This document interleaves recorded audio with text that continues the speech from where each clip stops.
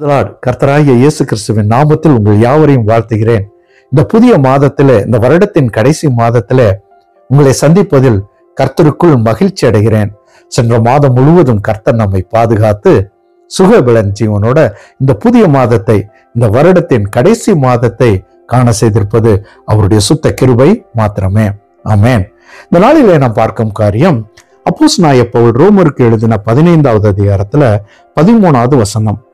பரிசுத்த ஆவியின் பலத்தினாலே உங்களுக்கு நம்பிக்கை பெருகும்படிக்கு நம்பிக்கையின் தேவன் விசுவாசத்தினால் உண்டாகும் எல்லாவித சந்தோஷத்தினாலும் சமாதானத்தினாலும் உங்களை நிரப்புவாராக. Price God. கர்த்தருக்குள் பிரியமானவர்களே, நாம் வாழும் இந்த வாழ்க்கையில ஒவ்வொருவரும் விரும்புகிற ஒரு காரியம் சந்தோஷமும் சமாதானமும்.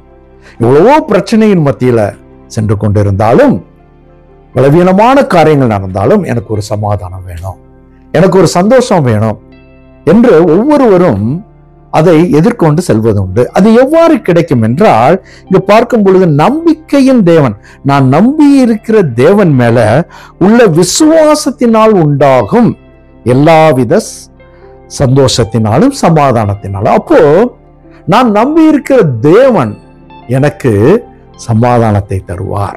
நான் வாழும் வாழ்க்கை ஒரு நிரந்தரம் இல்லாத வாழ்க்கை. இந்த உலகத்துல நான் எதிர்கொள்வது, எதிர்பார்ப்பது அந்த பரலோக ராஜ்யம். அப்போ இக்காலத்துல நான் எதிர்கொள்ளும் பிரச்சனைகள், பலவீனமான காரியங்கள், போராட்டங்கள் எல்லாமே நிரந்தரம் இல்லாதது.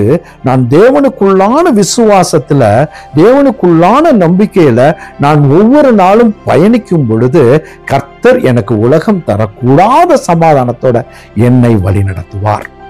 எவ்வளவு அருமையான ஒரு காரியம். 11 மாசமும் கர்த்தர் நம்மை பாதுகாத்து இந்த புதிய மாதத்தில், இந்த கடைசி மாதத்தை காண சேர்ப்பு அவருடைய கிருபை தான்.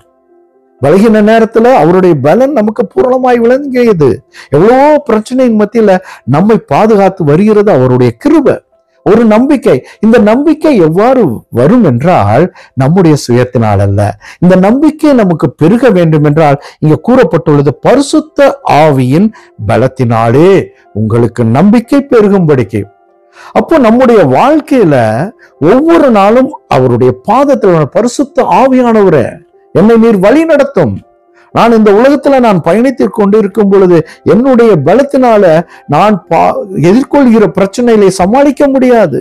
எனக்கு சமாதானம் வேணும் என்றால், எனக்கு சந்தோஷம் வேண்டும் என்றால், நாம் உமக்குள்ளாக நான் ஜீவிக்க வேண்டும் என்றால் உம்முடைய பலன் எனக்கு தேவை என்று சொல்லி அவருடைய பாதத்துல விழுந்து புது கிருபையினால பரிசுத்த ஆவியானவர் பலத்தை பெற்றுக்கொண்டு நான் செல்லும் பொழுது இங்க கூறப்பட்டுள்ளது, விசுவாசத்தினால் உண்டாகும் எல்லாவித சந்தோஷத்தினாலும் சமாதானத்திலும் உங்களை நிரப்புவாராக. அப்ப நான் செய்ய வேண்டிய காரியம், ஒவ்வொரு நாளும் நாம் இந்த உலகத்தில் அடி எடுத்து வைக்கும் பொழுது, பரிசுத்த ஆவியானவரே உம்முடைய பலன் எனக்கு தேவை, உம்முடைய கிருபை எனக்கு தேவை, உம்முடைய விசுவாசத்துல நான் இன்னும் அதிகமாக நினைத்திருக்க என்னை வழி நடத்தும் என்று சொல்லி அவருடைய பலத்தை பெற்றுக்கொண்டு நாம் கடந்து செல்லும் பொழுது கர்த்தர் உலகம் தரக்கூடாத சமாதானத்தோட உங்களையும் உங்கள் குடும்பத்தையும் நிறைவாக வழி நடத்துவாராக.